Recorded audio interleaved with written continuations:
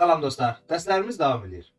Keçən dərsimizdə biz klasslar və obyektlər haqqında məlumatlar öyrəndik və bildik ki, klass yarandıqdan sonra onun obyektini yaratmasaq, klassın ayrılıqda heç bir əhəmiyyət daşımır. Yəni klass özü ayrılıqda heç bir iş görmür. Sadəcə biz onun obyektini yaradaraq həmin klassı işə salırıq və həmin klassı işə saldıqdan sonra içərisindəki dəyərlərə çataraq hər hansı bir əməliyyatı icra edə bilərik.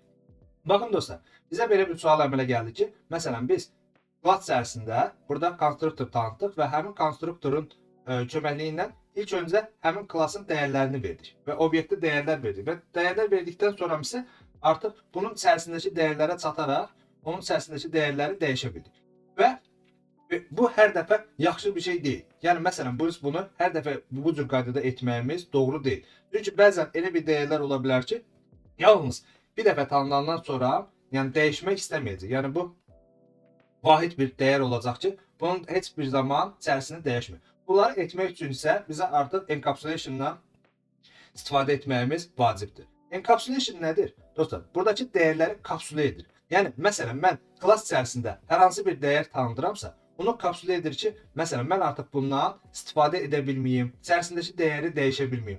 Bunu eləmək üçün isə bizə ilk öncə burada belə bir məsələ var ki, biz konstruktordan istifadə eləmişik. Konstruktoru biz secondary konstruktordan istifadə eləmişik. Bunu ilk öncə baxın, burada bizə məlumat verir ki, primary konstruktora çevirək. Primary konstruktora çevirmək üçün dostlar, Alt Enter düyməsindən istifadə edərək, Windows'larda isə Windows'larda Alt Enter'dir, Mac'larda isə Options Enter'dir. Yəni bunu istifadə edərək artıq mən Enter düyməsini tıklasam bunun üzərində. Baxın dostlar, məni artıq buradakı primary konstruktora çevirmiş olur. Dostlar, biz bu cür variantda eləyəndə bu bizdə, yəni bunlar public şəkildə olur. Public şəkildə olduğuna görə mən buradakı dəyişənlərə çata bilərəm və üzərində hər hansı bir əməliyyat apara bilərəm. Mən əgər tutalım ki, bunları private eləsəm, baxın, private edirəm. Bizdə bu ehtiyac yoxdur hələ ki. Artıq dostlar, mən main activity keçəndə, baxın burada mənə göstərir ki, buradakı məlumatlar yanlışdır. Çünki burada göstərir ki, mənə sizin, baxın, burada vermişsiniz, public etməlisiniz. Yəni, buradakı dəyəriniz, bizim burada verdiyimiz dəyər, baxın, private'dir. Yəni, mən bundan heç cür istifadə edə bilmərəm. Bundan istifadə eləmək üçün, dostlar, bizə Java bilənlər getter setter metodları haqqında ön məlumatlar verəcək.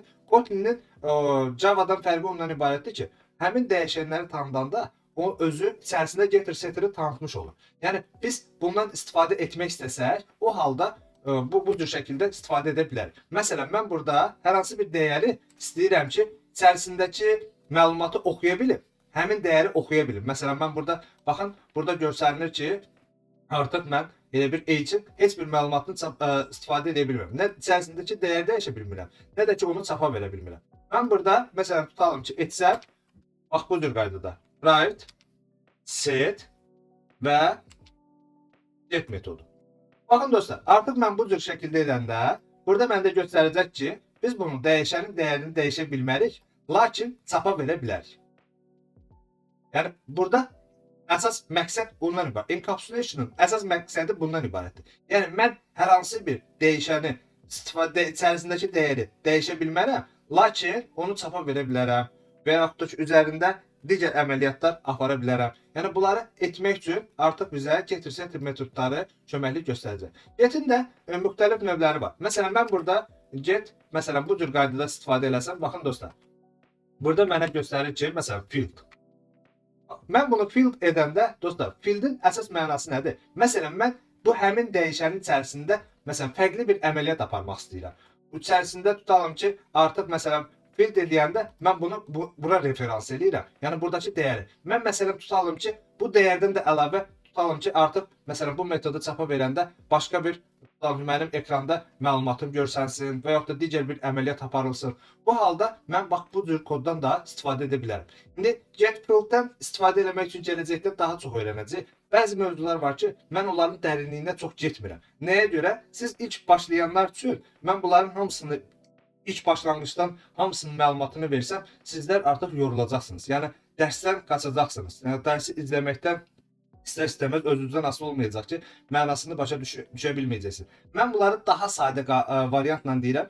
Bundan sonra bizim belə deyək ki, Kotlin dərslərimiz daha da genişləndikcə yenə də mən OEP haqqında məlumatlara keçəcəm və daha genişlənmiş bir dərs formatında deyəcəm ki, yəni OEP-nin əsas məqsədi klasslar məsələn necə yaranır, harda yaranır, məsələn tutalım ki, biz onun obyektini yaradanda nə əməliyyatlar olur, arxa fonda nə işlər görülür. Mən indi bunlar haqqında desəm, artıq sizdə problemlər əmələ gələcək ki, məsələn orta onların metodikasını, dəqiq prinsiplərini başa düşmək biraz sizin üçün qəliz olacaq. Sadə dildə deyirəm ki, yəni klass əsas məqsədi, klass bir şablondur.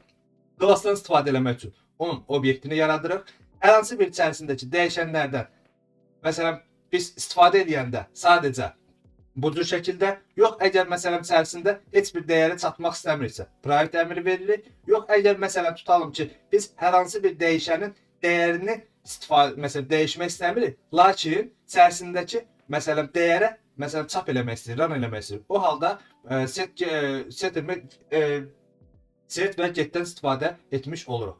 Yəni əsas məqsəd, buradakı məqsəd, yəni buradakı prinsipi başa düşmək. Və buradakı prinsipi başa düşəndən sonra, yəni bizim dərslər böyüdükcə, məsələn irəlidə applicationlar yazanda artıq bunların məğzini başa düşəcəksiniz. Və məğzlərini də başa düşəndən sonra artıq digər tutalım ki, bəzi dostlar öz dərlərində işləyirlər, artıq bunların haqqında məlumat öyrənirlər. Siz özünüz də internetdə yazıb, məsələn, klass və obyektin necə dərinlik, məsələn, dərs olduğunu öyrənə də bilərsiniz. Yəni, hər hansı bir sualınız da olarsa, problem yoxdur, kommentlərdə yaza bilərsiniz. Mən hər bir əlimdən gələn köməkliyi etməyə sizə hazıram. Artıq burada, məndə göründüyü kimi, burada mən bunu qeyd edirəm və run edəyəm. Run etdikdən sonra, burada məndə görsənəcək Ağrəng və 2025. Nəyə görə? Mən buradakı koloru dəyişməz etdim. Lakin buradakı H isə, baxın burada, H isə açıqda saxlanır. Bunun başqa bir yolu da var ki, məsələn, mən bu cür şəkildə klass tanımdanda, məsələn, buradakı formanı siləndə, baxın dostlar, bu özü onu enkapsülə edir. Yəni, mən bu cür formada klass tanıtsam, bu məni enkapsülə etmiş bir hazır vəziyyətdə saxlayır. Baxın, yenə də mən həmin metodlardan istifadə edə bilmirəm. Lakin, məsələn, bunlardan istifadə etmək üçün eyni qaydada mən yenidən bayaqçı qaydada qaydıram və bundan bu cür qaydada istifadə edə bilərəm. Yəni, encapsulation'ın əsas məqsədi, baxın dostlar, encapsulation nədir və necə istifadə olunur? Encapsulation, obyekt yönlü proqramlaşdırmada bir klassın daxilindəki məlumatları gizlətmək və onlara yalnız müəyyən metodlar vasitəsilə giriş etmək mümkündür, üsuludur. Yəni, biz encapsulation'ın əsas məqsədi odur ki, hər hansı bir dəyəri bağlı saxlayaq. Məsələn, sizin evdə bir pulunuz var. Həmin pulu istəyirsiniz ki, məsələn, tutalım ki, uşaqlar istifadə edə bilsin, geçsin çörək alsın və yaxud da digər mən. Və yaxud da ki, elə bir pulunuz var ki, məsələn, bunu istəmirsiniz ki, kimsə istifadə etsin. Artıq onu safe'də saxlayırsınız. Həmin safe'də saxlamaq, kapsülə eləmək, bax, encapsulation bundan ibarətdir. Encapsulation'ın məqsədi daxilindəki dəyişənlərin qorunması, sinif davranışın mərkəzləşdirməsi, təsadüfi dəyişikliklərin qarşısını almaq. Məsələn, biz burada tutalım ki, bax, mən hər hansı bir dəyişən yaratmışam və ona dəyər vermişəm. Ondan sonra isə artıq bu dəyəri dəyişmişəm, 25 eləmişəm. Həmin dəyərin qarşısını alıram. Yəni, mən bilməyərəkdən etmişəm. Yəni, istəmirəm ki, buradakı məsələn, dəyər dəyişilsin. O zaman encapsulation'dan istifadə etməliyəm. Qaydaları və qanunları da burada qeyd etmişəm və içərisindəki məlumatları da, eyni bayaq danışdığım mövzuları da burada icra eləmişik. Yəni, bizə əsas vacib olan encapsulation'ın nə olduğunu başa düşmək. Gələcəkdə də daha da bunu təkmilləşdirəcəyik, daha da çox istifadə edəcəyik, mütəmadi olaraq OEP-dən istifadə edəcəyik. Çünki Kotlin dili obyekt yönlü bir proqramlaşdırma dilidir. Mütəmadi olaraq bunların hamısı istifadə olunur. Bugünkü dərsimiz bu qədər. Dərsi bəyəndinizsə like etməyi unutmayın. Kanalımıza abunə olun və ən başlıcası dostlar, öz yaxınlarınızla, dostlarınızla, sinif yoldaşlarınızla, qrup yoldaşlarınızla bu dərsləri paylaşın. Yəni kanalda abunəçi sayı çox azdır, baxıcı sayı çox azdır. Mən gündəlik olaraq çalışıram ki, ən azından 1-2 mövzu çəkim, sizlər üçün paylaşım. Yəni sizlərin də bundan məlumatı olsun. Lakin baxıcı sayı çox az olduğuna görə motivasiya da istər-istəməz azalır. Ona görə də sizlərdən də xahişim odur ki, sizlər də mənə dəstək olasınız. Yəni bu cür dərslər Kotlin məsələn fərq etmir. Kotlin öyrənmək istəyənlər, mobil proqramlaşdırma istəyənlər və yaxud da Flutter istəyənlər, Swift istəyənlər, bu dərslərimiz mənim bu kanalım universal bir kanal olacaq ki, yəni bütün biliklərimi, Flutter haqqında biliklərimi, Swift haqqında biliklərimi, Kotlin haqqında biliklərimi, Java haqqında biliklərimi hamısını ardıcıl olaraq burada yavaş-yavaş dərslərimi yazacağam. Və sizlər də bunların sayəsində gələcəkdə bir proqramist ola bilərsiniz. Yəni gələcəkdə yaxşı yerlərdə işləyə bilərsiniz.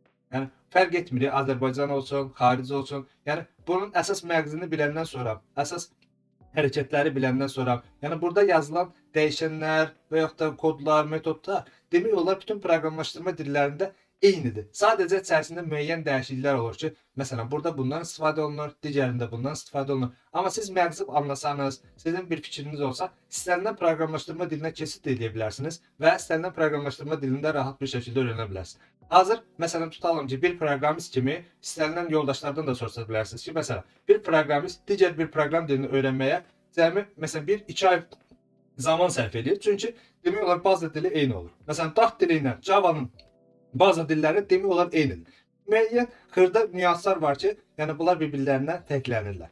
Lakin əsas mənbələri eyni olduğuna görə, məsələn, insanlar bir dildən digər dilə keçid edəndə daha rahat şəkildə keçid edə bilirlər. Hələ ki, dediklərim bu qədər. Gələn dərs görüşənədək. Sağ olun.